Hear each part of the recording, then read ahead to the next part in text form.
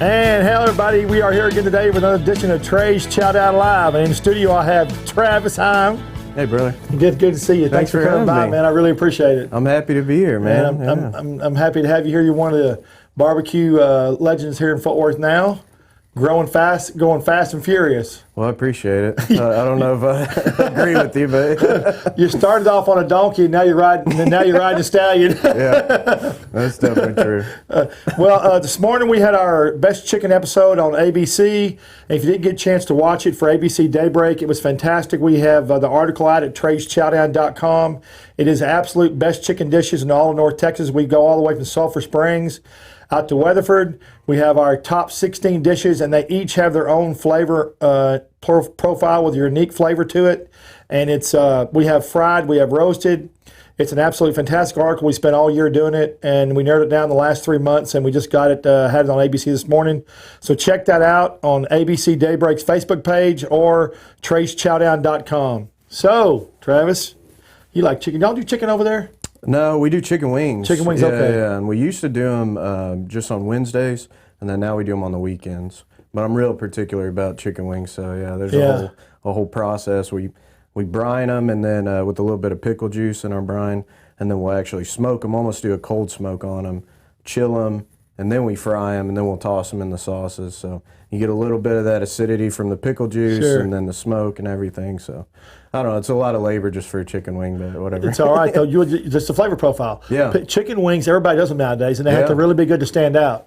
Makes a huge difference. That's great. Yeah, So you, Travis, I met you the first time. It seemed like a decade ago, but it really wasn't a decade ago. It was over. What's the name of that place over there where you had your original trailer? The Republic Street Bar. Republic Street Bar. Yeah. For some reason, I always forget that bar. I don't know why, but yeah. It's we started with the food truck there, and you said a decade. It'll be 5 years in February. Yeah. So February 21st, we opened of 2015. So boys, time flies, doesn't it? It's crazy. I mean, it's it feels like we were talking about that earlier, but it feels like yesterday I was there. Yeah. Just poking fires, and then now we got 2 restaurants, food truck, all this other stuff going on. So it's been crazy, but it's a good ride, right? Yeah, I feel blessed. I feel very blessed to be where we're at, and at the end of the day, you're just trying to make good food, That's and right. hopefully people show up. So make people smile. Yeah.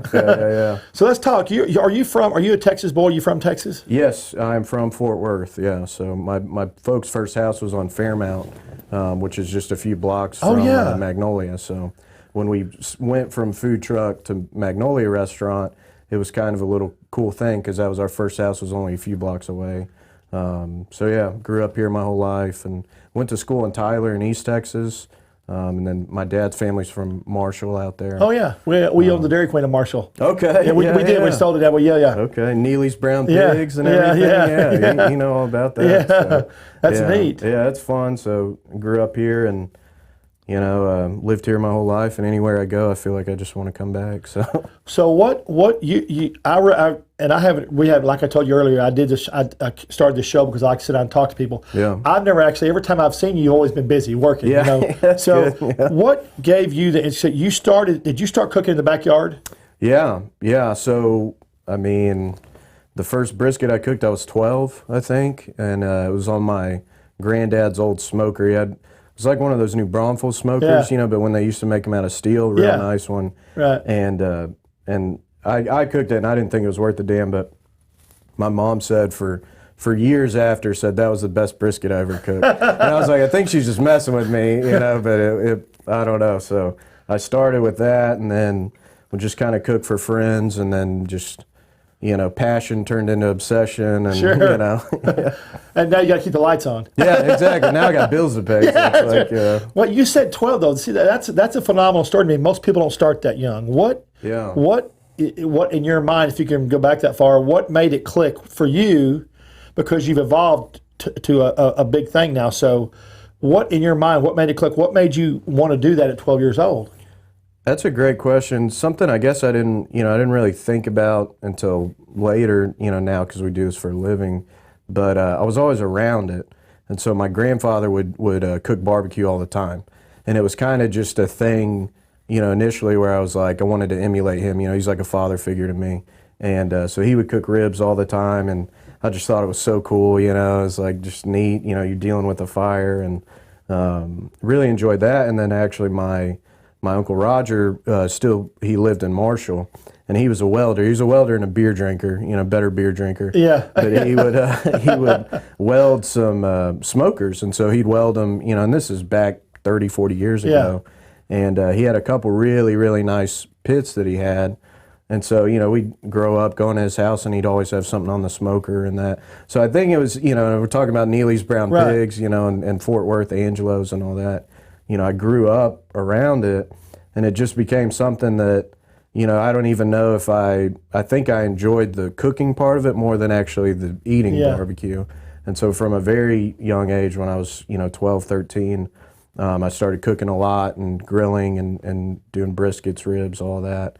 And then it just kind of slowly graduated to doing more and more. And then too, that kind of, you know, timing I think has a lot to do with it, but there's this whole new sort of revolution of barbecue. Very much so. Guys like Aaron Franklin, you know, he's the main one, but taking the old, you know, traditions and then kind of putting a new spin on it. And so then that kind of too, once, you know, we'd save up money in college for a 30-pack of beer and like a couple racks of ribs or something. You know, it's like, that's pretty much. That's pretty good. Yeah. It's like, and then we'd eat ramen the rest of the week. Yeah, that's right. That's kind of neat. So that's kind of really neat. So when you bought your brisket, the first one, because this is a neat story to me. It's a story of how you started, because you've come so far. Mm-hmm. Did your mom go with you to storage, your dad when you bought that, or your granddad? When you bought the first brisket, what did you do? I mean, you're talking 18 years ago, probably. You know, so I think my mom, and I'm sure it was like just some select whatever, you know, not that great brisket, but. And two, I remember actually for a couple hours, I was like, this fire will not, you know, get to where I want. And all that. Yeah. And I realized that the door had the thermometer stuck through the door, you know. Also was letting out. Well, it was sticking into the brisket. Oh, okay. So it was reading the temp of the brisket instead of not the fire. Yeah. I'm telling you, man, I'm throwing logs in this thing. Like, what the heck's going on? And yeah, it was just funny. But then, yeah, so I feel like I've improved since then. Yeah. Hopefully. So how hot was it when you finally got and you're throwing logs on? How you don't know? Lord knows. It was like a flamethrower. You know what I mean? It was, and it was a little bitty smoker too. Yeah. You know, so it was just whatever. But that's funny. I don't know. I guess it turned out all right. I can't remember that far back really. So that's funny. So you did that, and you started. And so what was after you mastered the brisket? What did you do from there? Did you start doing ribs? Yeah, really, and honestly, it was probably ribs first, because, you know, I cooked a few briskets, but it wasn't until college and then after where brisket was even, you know, super popular thing. And so ribs were the main thing, because my grandfather would always cook ribs for, like, family occasions. And so it was a big moment in my life when he asked me to cook the ribs for the family instead of him doing it. And I was like, whoa, that's awesome. This is pretty cool, you know. Yeah. So I had an old trash can, and it was literally just like a galvanized steel trash can, and had to put a heating element in the bottom of it that you could control it, and then it had a temperature gauge in the top and a hole, like a little, you know, quarter-size hole in the top. And so what you could do was put, there's 2 racks in there. You could put a pan of wood chips in the bottom, and then I'd put a little bit of a water pan in the middle, and then I could hang about 8 racks in it. And I'd cook ribs in that, and they were good too. Yeah, it was. And the water pan was for the moisture, keep the moisture in the ribs. Yeah, humidity, so it doesn't kind of dry out the surface area. Which I didn't know at the time. Just like, oh, this looks good, whatever. Yeah. Do you know a funny story? It's not about barbecue, but and it's in my article I did for ABC. Mm-hmm. I was in Jamaica years back, 20 years ago. Mm-hmm.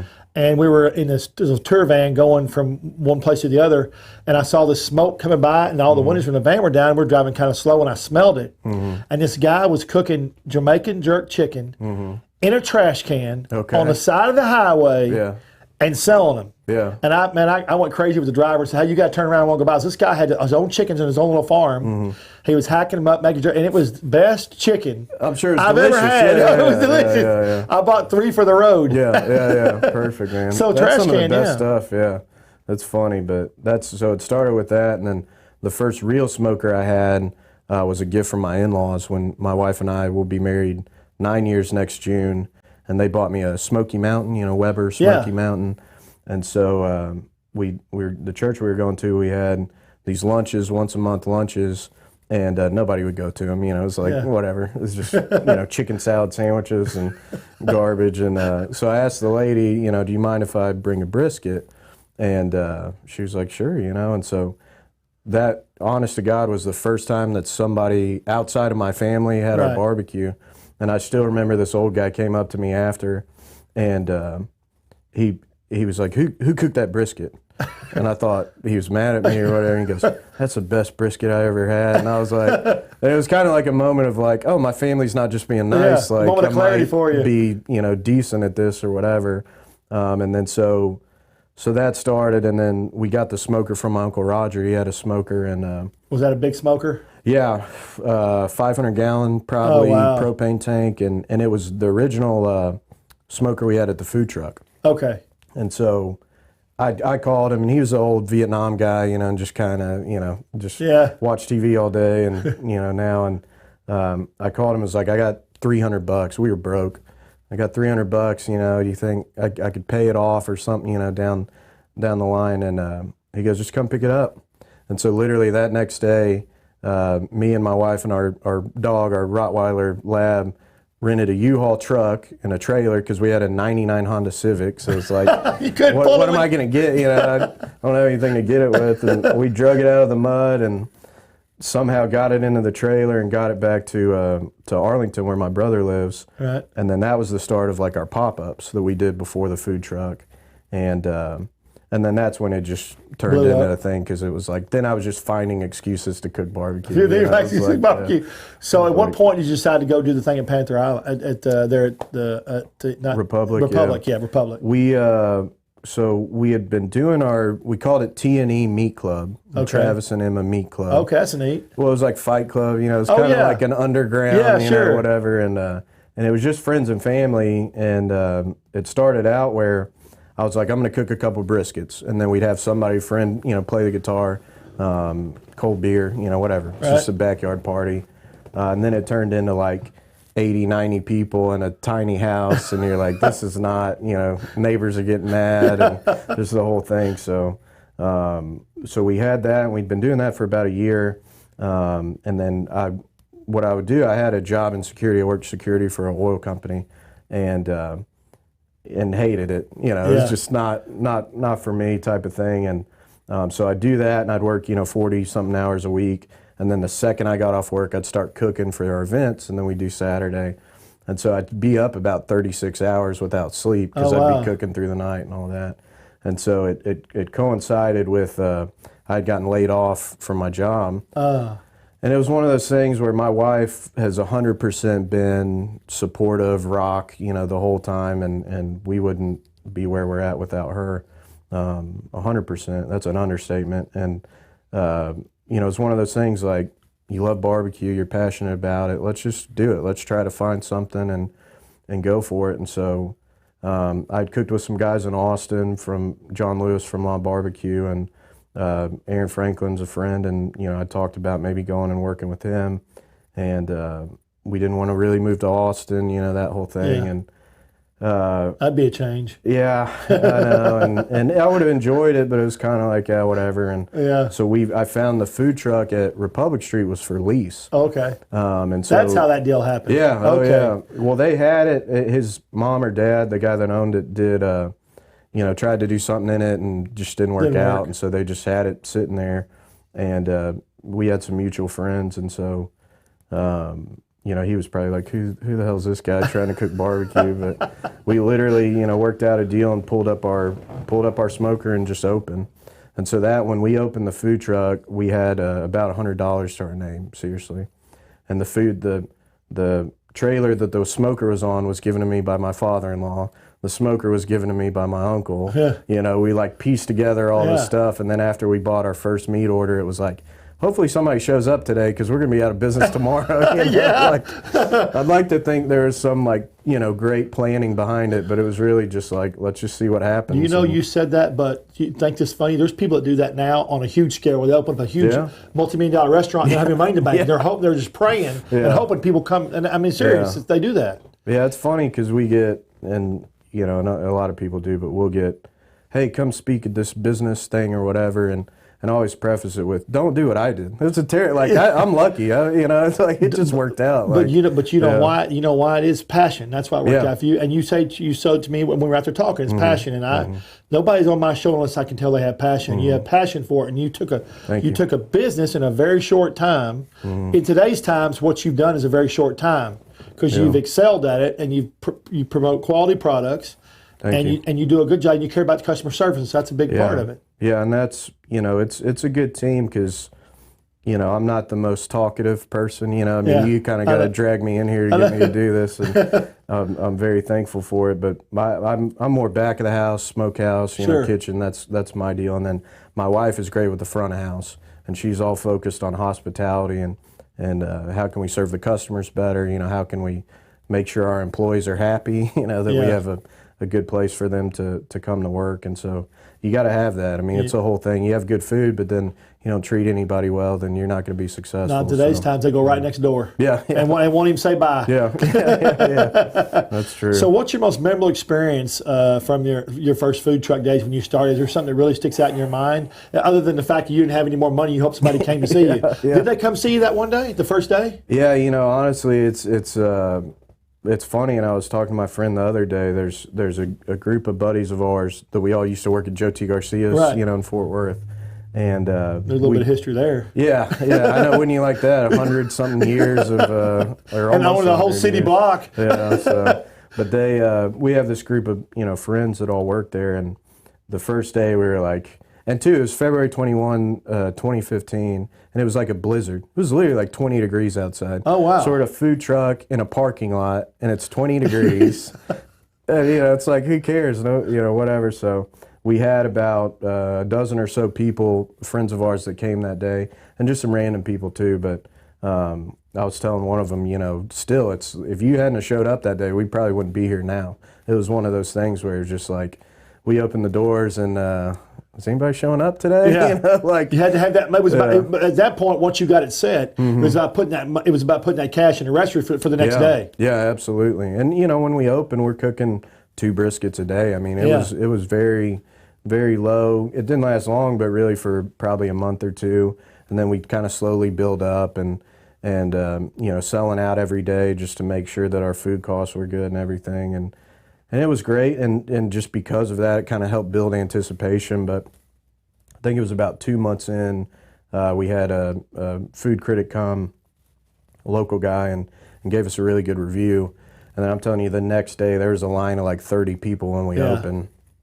And so then from then, really, about 2 months into opening was we're cooking as much as we possibly could. And then I had, and I don't really talk much about this because a lot of the old guys weren't happy that we opened, and we kind of got some kickback on it. But a guy that I still really admire, John Sanford with Barbecue on the Brazos, he let us rent a smoker of his for $1 a day. And so for that first couple of months, it was like our smoker was packed as much as we could get. And, I was probably just, crying my eyes out to him about something or whatever. And he's like, well, I got this one that I'm not using. And so he's a very genuinely nice guy. Yeah. And I'm happy there in Fort Worth, now, so that's great. But so when he let us borrow that, then we could double our capacity. And then we did that, and then the next day it wasn't enough. And so it was like, you're kind of like losing the win or whatever. It's just like, whatever. That's funny. So, but it was cool. I mean, the food truck was a fun experience. And what point in your food truck did you decide to say, Emma, or did you and Emma talk about it and go, we just can't do this, we've got to get something bigger? And how did that evolve? So how did the first location evolve over there on Magnolia? How did you go about the process of, in your mind, you and Emma saying, okay, we've got to make a change, or let's make a change, and go from there? How did all that take shape? Yeah, that's a great question. It was a number of things, probably, and for one, we were killing ourselves. I mean, she initially she was working her normal job and then would come home and make gallons of banana pudding and stuff for the thing. And then we went to 3 days a week, and a couple months in, she came on full time at the food truck, and so we'd cook briskets, and I'd be there in the morning all day, and then it was like 20-hour days. I'd sleep in the bar. or I'd sleep in my van just to catch a couple hours if I could. Yeah, because you were having to man the smokers, correct? Yeah. So and at that point, we couldn't really schedule it because the whole thing was full. Sure. So that morning we're cooking all our ribs, our bacon burn-ins, our sausage. As soon as that gets done, we're trimming briskets, putting them on, and then that's about right the time that we open. And so we got to go inside and we're serving people. I'm running out every 20 minutes to poke the fire, run back in, and then usually I'd be there till sometimes 2 in the morning until we got done with everything. And so we hired a guy, Rowdy, that was a great worker. And he's still with you now, right? No, he moved to Marfa. Okay. Yeah, so Marfa. He loves Marfa. Their family lived there for a while, Okay. and we were disappointed when he left, but was happy. He was awesome. So I think that was part of it, and the other was we really felt like we weren't serving our customers well. Sure. And what I mean by that, there's an example of this guy, and I'm dead, I'm like sweating and just miserable, cooking for 3 days, and this old guy comes up and literally starts cussing me out because he's like, I've been here 3 times, every time you're sold out, and just mad. And he's like, I'm gonna go to Railhead because they got ribs all the time or whatever. And I'm like, all right, Not the man, same product. whatever. Yeah. But, well, it's just I get it. And so we were getting that, and I'm telling you, it got crazy to the point where once we hired Rowdy, I could go home. So I'd go home at 2. I'd come back at like 6:30 in the morning. There'd be people there waiting. Yeah. And I would tell them, go home. Like, it's not that good. Like, come back. It's like, it's not you don't need to wait this long. And it was cool and it was a fun thing, but we're just like, our biggest thing from transitioning from the food truck to Magnolia and then now with the other restaurants is, how can we make that really, really good food? Farm to smokers are thing. Keep it the way it is from the start. Yeah, that quality, but then serve our customers, better. And you and I both know that's difficult nowadays. Yeah. It's difficult for people to make that transition from a smaller mom and pop, may say a husband and wife, or just a husband with one employee, to a bigger operation. I mean, some people they can't make that transition, but y'all made it. It's tough. I mean, we're making it. I think it's still, every day there's stuff that you're working on, and we were talking earlier, we have almost 100 employees now. And so to go from, you're talking one employee 5 years ago to now, 100 or almost 100. And it's tough, but that, I think with everything, with our growth from Magnolia to the New River location, anything else we do, is just looking at, okay, what's the most important thing? Food quality, number one, Sure. and then hospitality, making sure people feel welcome. And at the end of the day, my wife and I both felt really bad about, you don't need to wait 3 hours to come get the food. You don't need to stand outside in line when it's raining and all this. Like, we can provide a restaurant, we can provide all of those things without you having to do that, Sure. And so, I don't know, I feel like we do a decent job of it, but it's still, you're just working it out. Just still stand in line. When I used to go by Magnolia, when you first said they'd still stand in line over there. Yeah, they still do. Even the other day, it was like Christmas Eve or something, we had a big line. And it's awesome, and that's the catch of it is you need that. You need customers coming in, and if the place isn't full, then you're not making money. But it's, that pairing that of, we want it to be as inclusive and accessible as possible for people. And, hopefully we do a good job of that. So you're wearing 44 Farms. Is that the beef you use? Yeah, so we use their 44 Farms ground beef in our burgers. They couldn't provide us briskets just because we go through too much. Too many of them, yeah. But that's our thing is farm to smoker. We kind of started that deal. And so we actually... I like that, by the way. Thank you. Yeah. Instead of farm to table, I think it's very... Because it's the truth. It's the truth. Yeah, we're very passionate about where we source the meat from. Locality is important, but locality is really hard when you have such a protein-heavy menu. And so 44 Farms is great. Anytime I can get their stuff, we use it. We use their ground beef. Our briskets, we use certified Angus beef. They're prime grade briskets, and they've been a great partner with us for a while. And then probably the biggest difference of us and other places, we use Niman Ranch pork for all of our pork. And so it's pasture raised, no hormones, no antibiotics. That makes a difference in the flavor. Oh yeah. The quality's, in my opinion, superior. But two, it's one of those things where, even how they process the animals, what they feed them, our meat supplier, Ed, out of Austin, he worked with Lone Star. he I know says, story, yeah. yeah, and Ed's great. They've been great partners with us, but he says the hogs have a great life, and then they have one really bad day. Yeah, that's It's right. like, that's and then everybody else has good days. Yeah, yeah, yeah. But So- and I'm sorry to interrupt, but you'd like this. We did an event in Austin with Stefan was there Right. too the other day and had a great time. But Ed had calculated we've bought 1 million pounds of meat from them. Oh, wow. We just hit that last month. So That's phenomenal. Our brisket, our pork bellies, our ribs, our butts, everything. Did that hit home with you at all? 'Cause that's a lot. Did that hit home to you with you for a second when he said that to you? It was crazy. Yeah, I mean, when you put it into perspective, and you know, there's 2 briskets on a cow. That's right. So it's like that's a lot of meat, and so the whole goal of that and the farm to smoker thing was, we want to be kind of an agent of change if we can, and barbecue for a long time was the cheapest cuts, and Sure. sell it, and that's great, and that's totally the history of it, but. For us, can we use that prime beef? Can we use these pasture-raised meats and do a really good quality of it?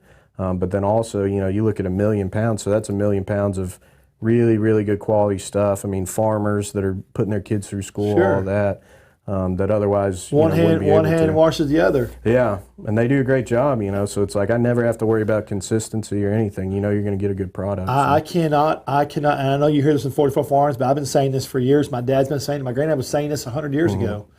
My great-granddad, you have to know your farmer and know your rancher nowadays if you want quality. Yeah. And I think the last 10 years for sure, because of social media and everybody's falling in love with food, that it's everybody's game. The smallest guy that owns the smallest food truck or just a trailer, he can puts out quality products. I have a hard time going anywhere and just getting a bad meal anymore. Yeah. Unless because everybody has unless they screw up in the kitchen or something. Right. But people I think it's been good for the food industry. Yeah.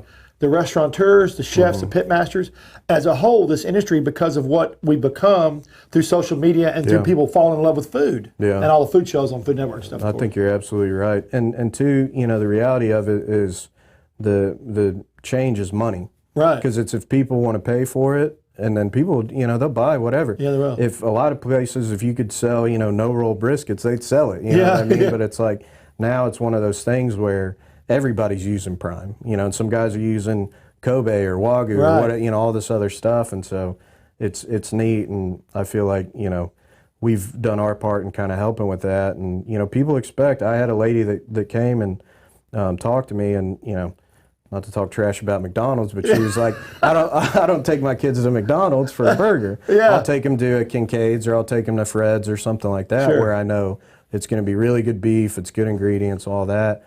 And so she said the same thing about our barbecue. That's why we come here. And so it's awesome when it hits home. Some people just look at the menu and go, "This is too expensive." And like, that happens. But most of the time, people get it. So sure.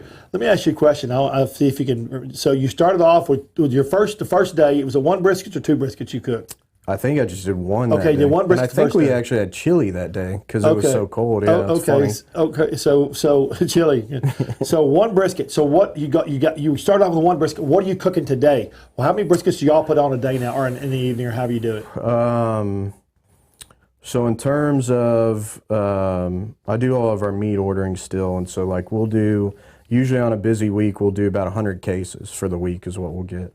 So you're talking about 5 briskets to a case, so 500 briskets-ish per week. Wow. And then on a busier week, like before Thanksgiving, before Christmas, we may be closer to 750, something like that. That's a lot, isn't it, from where you started? It's a lot. I mean, especially when we opened Magnolia, we could cook 108. If we put, I think, 7 to a rack, we could do 108, or 6 to a rack. I'm not good at math, obviously. That's why I cook barbecue. But it's been crazy. So now between the 2 restaurants and the food truck, and then we have our catering business, it's a lot. It's a lot of meat. How many smokers are on the river? We have 3. 3 of the Oilers. Okay. And then we have 2 Moberg smokers, which are the old traditional offset that my friend Sonny Moberg makes. They're awesome. What's your favorite smoker? If I'm cooking, I love the offsets. Okay. Because that's what I grew up on, and that's easier for you? I don't know if it's easier. It's just like more. It's more intuitive, so you can have more control over it. I love the Oilers that we use, but I'm just stubborn. My wife Right. would probably tell you. And so, like, my uncle's smoker that we got, it didn't even have temp gauges on it. And it was just like, I'm not going to put temp gauges on it because he didn't put temp gauges on it. But you know what, you learned how to do that without the temp gauges. Yeah. And if you're good, you can do that. Put your hand next to the fire. Yeah. That'll tell you how hot it is. And Experience. yeah, and so that's great when I'm cooking, but especially when we're bringing people in training, it's a lot harder. So could you imagine having 10 restaurants with no heat, with no gauges? No, that'd be terrifying. It'd be terrifying. Yeah, it wouldn't work. It wouldn't this work. brisket's half cooked. You're like, who was cooking this? So you opened up Magnolia, and when you first opened up Magnolia, what was your most memorable thing when you opened up Magnolia? Was it a sigh of relief for you to be out of the trailer, or was it harder than you thought? What was your most memorable moment when you opened up Magnolia? I think the opening, was a big deal for us, and it was one of those where we had planned it. We were going to open in March, and we ended up not opening until August. And so I think we stopped the food truck in like May or something like that. So we even went a couple months where we weren't even doing anything. We were just every day was trying to get the restaurant open. And so when we opened in August, some friends of ours, Jeff and Emily McLaughlin, who'd been big supporters of ours, they were there at like 2 a.m. They wanted to be the first in line. And they're just, great people, but when we opened, it was such this crazy where you're like, I don't know how this is going to go, just being, you don't know how it's going to go. This, the food truck was great, but is this going to translate and whatever? And I still remember when we opened, I think Emma opened the door, and as soon as Emily and Jeff walked in, and it was all a bunch of our friends that waited, came in, and friends but customers too, and Emma, they all just started crying. And it was just such a cool moment of we did it. We transitioned to the restaurant, and if you have people like that your customers that care about you and don't just care about the food, but are happy that we're successful, that was big. And then we had to actually work and do it, But it was such a cool moment of, this is going to work. People are here, people are in line, and it's been fun. So I have a question, and I don't know how to explain this to people. Maybe you have. I'm sure you've been asked it. When people come in and look at the price on the menu and they think it's too expensive, why doesn't it translate to them? Look, this building wasn't free. The street's not free. Our taxes aren't free. Our employees aren't free. Those new smokers we had to build out back. The quality meat we buy. How do you translate that? Have you had to translate that to somebody without sounding like being like you're being aggressive? Which you're not. You're never aggressive. But how do you make that transition to people? Especially my wife does a lot of work, and our team, Ryan Schmidt, who's our director of ops, does a great job, and all our managers do a good job. But talking with the cashiers, and the biggest thing that we try to translate to them is this is why we do it. This is why we use this really good quality beef and this really good quality pork. This is why we care about the customers and all this. It's not just because we need their money. Right. Yeah, we need their money to pay the bills and to pay your salary. But and that's what we're talking about. Maybe 10% of folks, they're going to come in and they're going to say, this is too expensive. And that's fine, because there's, Applebee's is in business, right? I mean, there's a lot of places that make really good money that serve that market. And a lot of people, don't eat at Del Frisco's every day. They need something like that. So for us, we made it a point to say, this is who we are, farm to smoker, this is what we do, and this is why we do it. And like I'm saying, 10% maybe doesn't get it. Most of the time, people go, wow, this is really good. Like, this beef is really good, this pork is really good, all the sides are homemade, we use a lot of organic vegetables, stuff like that. And it translates, but some people, it's expensive. And I get it, that's how it is. That's just the way it is. So you got Magnolia under control, then you decided to do the river. Yeah. And now you've got the river, which is a behemoth. I walked in the first time, literally, I just looked around, I was like this. I was amazed at myself, knowing how many restaurants I've been involved with. Yeah. I'm like, holy, I thought to myself, oh, poor Travis. That's what I thought to myself. I really did. That's the truth, yeah. So you got that big bad boy open, and man, you got parking, it's nice out there near the traffic you have in Magnolia. Yeah. And you got tons of room. You feeling the love over there? Everything going good? It's been fun. It's been, we kind of started slow over there, and then I think, too, it's like this is just the restaurant industry, but you rush to get open, and then you're just doing on-the-job training. And, it took us a while to kind of hit our stride. But right now, especially, I feel really, really strongly about the team we have over there, from kitchen, front of house, everybody. Sure. And so I feel like we're hitting our stride. We do more dinner business over there. Sure. The bar has 24 taps. We got TX on tap, Right, we got vodka on tap, Tito's on tap, and oh, that's great. so it's more of a hangout, Tito's Magnolia. on tap. Yeah. TX on tap. Yeah. Those are my Not two messing favorite around. things. Yeah. Trey Chapman special.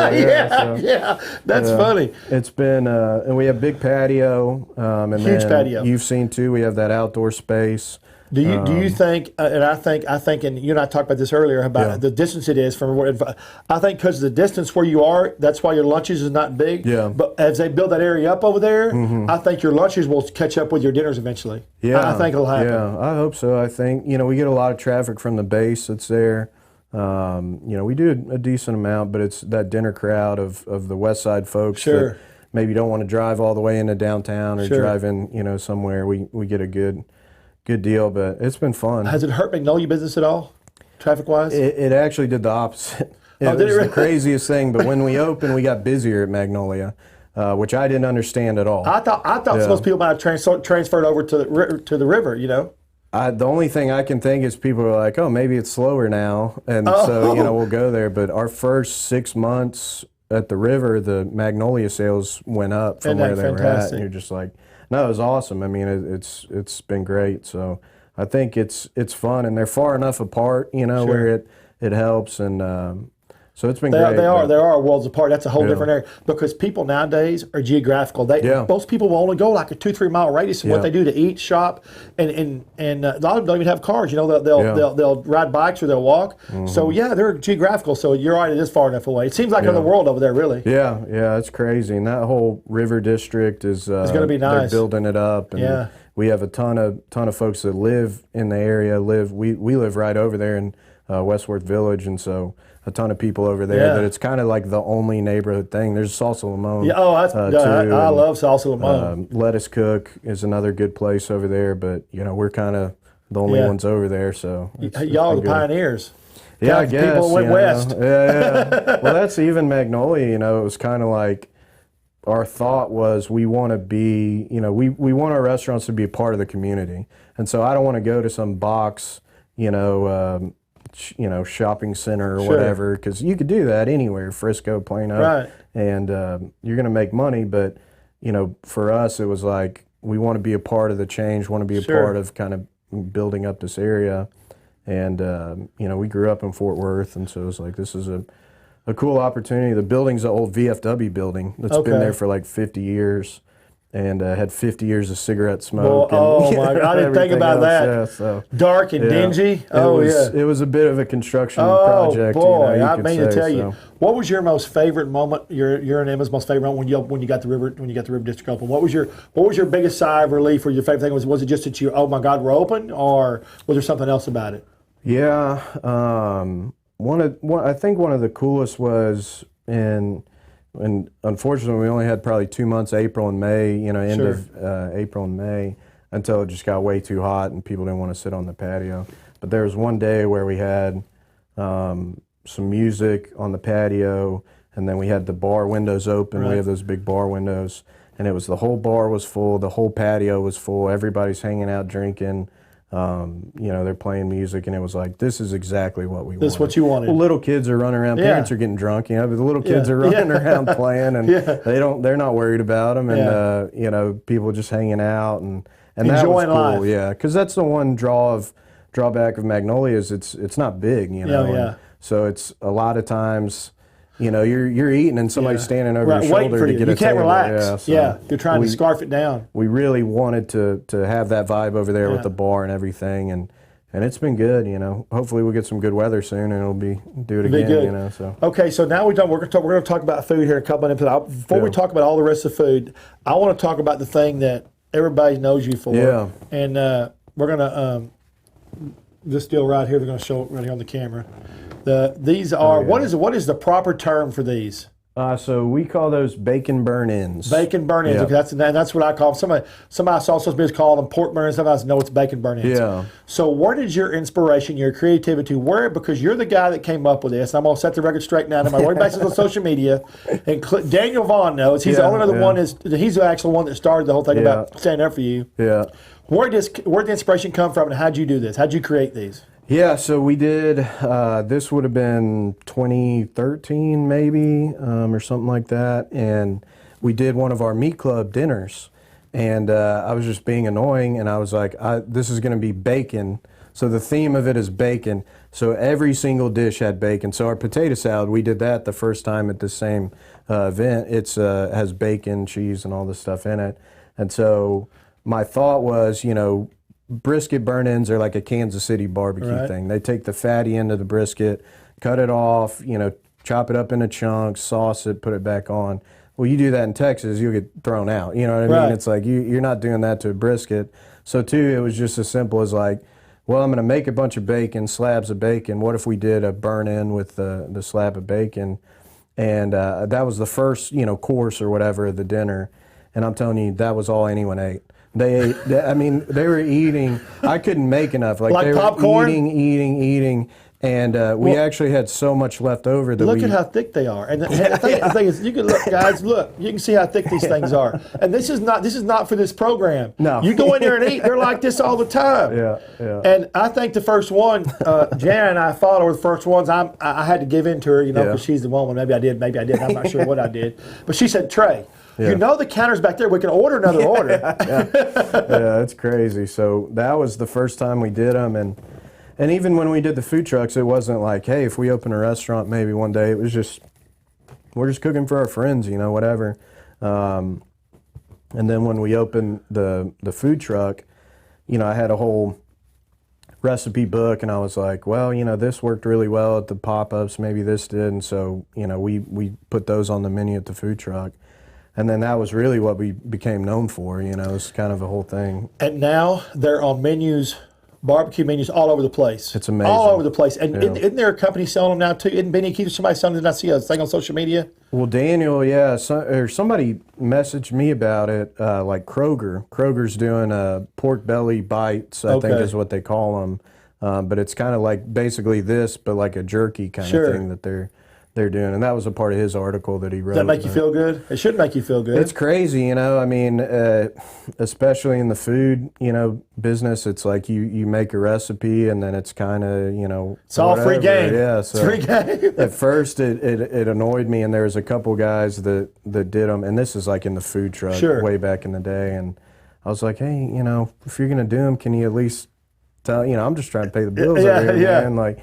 And then now it's almost like I take a lot of pride in it. That it's something that we did, and here we go, passion. And, it's cool. And then too, you'll see people. There's a place in East Texas that does different, like Big Red. They did one time. They do different flavors and stuff. So it's cool to see all the different ways that people have put their own spin on it. That's neat. Have you done a bacon burn-in hamburger yet?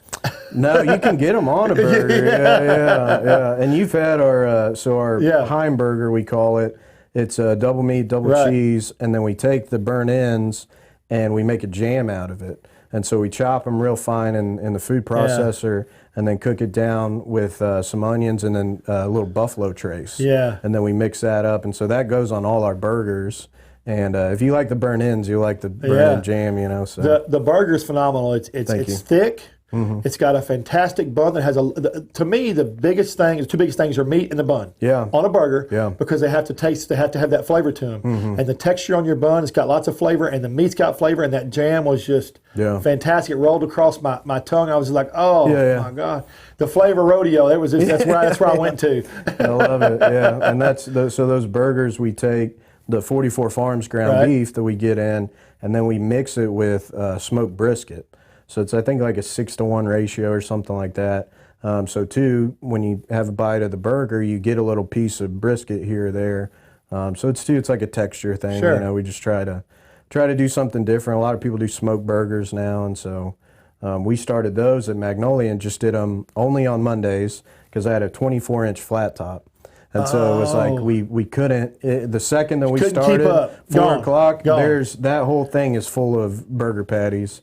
And so then we finally, got money and upgraded. Now we have a 60-inch, and then I think at the river we have a 72-inch. I mean, the thing's gigantic. So isn't it great? Yeah. Isn't it great to try something, to create something in your mind, take it from inception and make it real, and not only that, people fall in love with it, and so you just increase. It's awesome. And two, guys like you and people that are really good customers will tell me, hey, you should do this or try this, And so even you get people that love your food that are like, have good ideas. And the potato skins, our potato skins were like that because we're, not to get like too. I haven't tried that because it's Heim BBQ, Travis. Yeah. It's like, oh, we have a great, salad. Like, who cares? It's like, whatever. But the potato skins, we were taking all of our potatoes and peeling them for the potato salad. We bake them first, and do that. Were you throwing them away? We were throwing them away.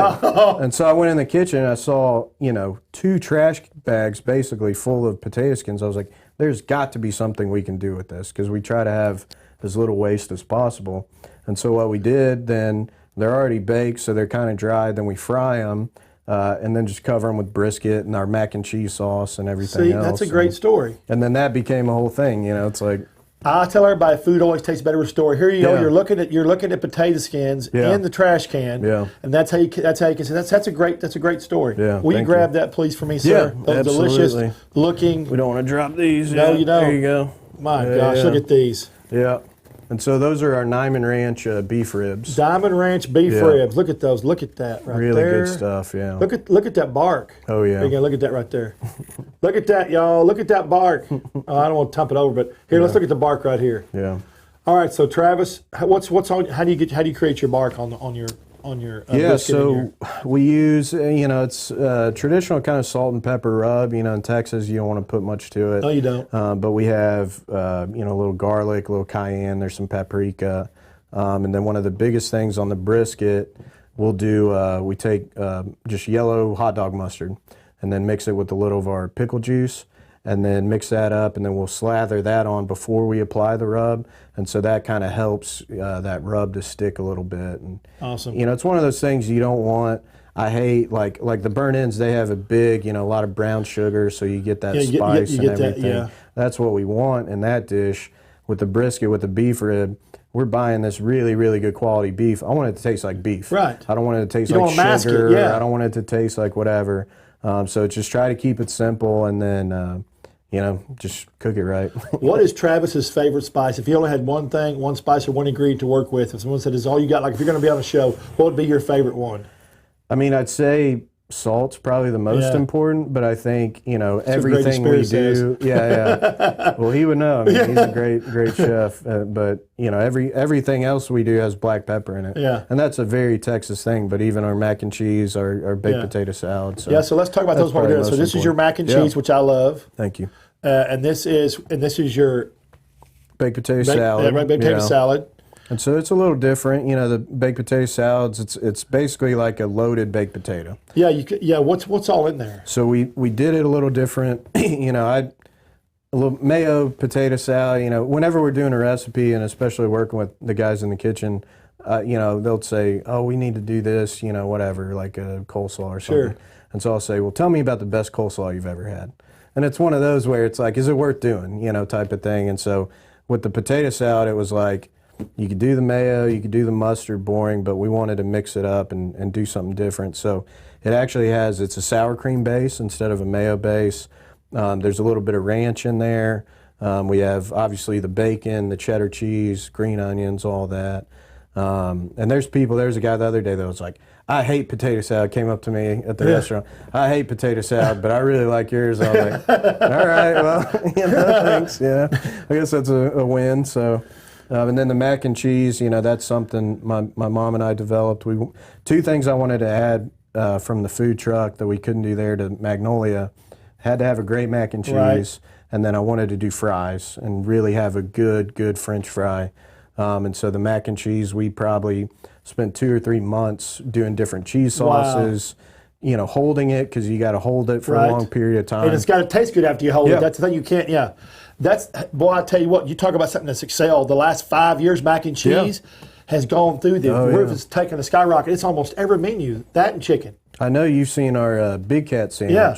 but our Big Cat sandwich was a good friend of ours whose name is Big Cat, nickname, and he would come in, he would come to the food truck, come to the restaurant all the time, and he'd always, I'd see him and he'd bring his own bread to make a sandwich, because he was doing different stuff, and he came in one time and had taken a chopped brisket sandwich and then put mac and cheese on top of it and ate it. Oh. And so the next time he came in, we put a little sign up and said the Big Cat sandwich, and that is our #1 selling sandwich.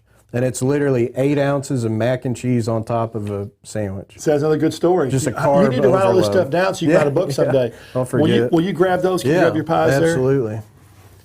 Now I want you to tell me these. Yeah, I know you like these. Yeah, I like these. You saw I put them on. Yeah. I put them on. These are incredible. So tell me the story behind these, please. Yeah, so my mother, another big part of our success, she's worked with us for a long time. And so she kind of runs our commissary kitchen, does a lot of the sides and stuff like that. And so we sat down and we're really trying to, there's things we can do at the river that we can't do at Magnolia. What do we want to do? And so she does a great cobbler. We do a really good cobbler over there that we kind of changes every day, every other day. And then my wife's idea was to do hand pies. Right. And so we worked on them for a while. And so this is my mother's recipe. But these are our salted caramel apple hand pies. Yeah, I know. And I'm going to tell you something. oh yeah, I think we had 2. Did we go back? Did we get 2? Yeah. We went back and got another one. It was that good. Yeah. I love them. It was delicious. So Heim truly is a family affair. Yeah. It's been crazy, but my Is your uncle still alive? No, he Okay. He actually, and this is another part of the story that's kind of crazy. He gave me that smoker, and we saw him, and he was in good spirits and everything. And then that night he had a heart attack and passed. Oh my gosh! And it's weird to think about that stuff, but my grandmother, who has passed now, but when she was alive, said she felt like he was kind of passing it on to me. And then after that happened, and I was like, well, that's crazy. So we named that smoker Roger, and that's his. And I have it just in storage because I don't want anything to happen to it. But we talked about putting it up at the river. You need to redo it and put it on display. Yeah. Okay, we've got a few minutes left here. I want to ask you, what's the one thing that you and Emma would want to relay to everybody in the country, everybody in the world that likes barbecue, that you're trying to achieve at your restaurants? I know it's not about profit. You have to have it, but y'all are more about that. You're more about family and feeding. But what is the #1 thing y'all are trying to achieve? That's a great question. I think we're real big about when we talk with our employees. This is how we want to interact with customers, and so our if you had a mission statement or whatever you want to call it, cheesy thing is we want to serve the best food we possibly can in the most welcoming and inclusive environment possible. Perfect. And so when you separate that out, you got to start with good food, right? Because nobody cares if you have subpar barbecue, right? So we want to do, if we're doing barbecue, if we're doing burgers, if we're doing coleslaw, if it's on the menu, it better be the best thing we can do. And then the second part of it is when you come in, Trey Chapman, when anybody comes in, that they feel welcome, that they feel like people remember their name, all that stuff, and the key to that is having employees who care, and we're really blessed to have a lot of folks that really care about it. So. Perfect. HeimBBQ.com. HeimBBQ.com. Heim on Magnolia. Heim on the river. Yep. And you still have catering and stuff. Meat Force One. Our Meat food Force truck. One. Yeah. Okay, guys, please go to our website. Travis, thanks a lot. Thank you, Trey. Yes, Appreciate sir. it. Yeah. Go to our website, treyschowdown.com. We've got the new Best Chicken article we did for ABC on there that was released today on our ABC special. We'll have that video up on social media probably by this afternoon. Then tomorrow on Fox Good Day, if you're in the DFW area, you can watch Fox 4 Good Day. We're doing the best chilies we have in North Texas, which the top chilies. Heim BBQ's chili on there. Awesome. I put a bunch of jalapenos on there too. Oh yeah. You like it spicy. Yeah, I like it spicy. So we've got that tomorrow. That's going to be good. Fox 4 tomorrow. Good Day between 7 and 9 a.m. Just watch the whole cast. It's going to be fun. Again, TreyChapman.com, HeimBBQ.com. If you're going to visit one, I'd prefer you go to the river because I like the river, but I like Magnolia too, but I like the atmosphere. I like the openness of the river. Thank you. And you got to try these right here. Oh, yeah. The bacon burnt ends, which are right here. These got bacon burnt ends and the ribs. And, of course, Oh, yeah. A little dessert. I'd call these moms. Yeah, I don't lie. I'd call those moms. Yeah. I really would. So other than that, Travis, anything else? Y'all have anything major coming up? No, we're just trying to keep growing, you know, and building, and hopefully we can open some other stores and employ some more people. And Perfect. I'll go anywhere where they want barbecue, you know. Thank so, you, buddy. Yeah. Thank y'all. See y'all next week, same time, same bad channel. Trey's Chowdown Live. Thank you. Thanks, brother.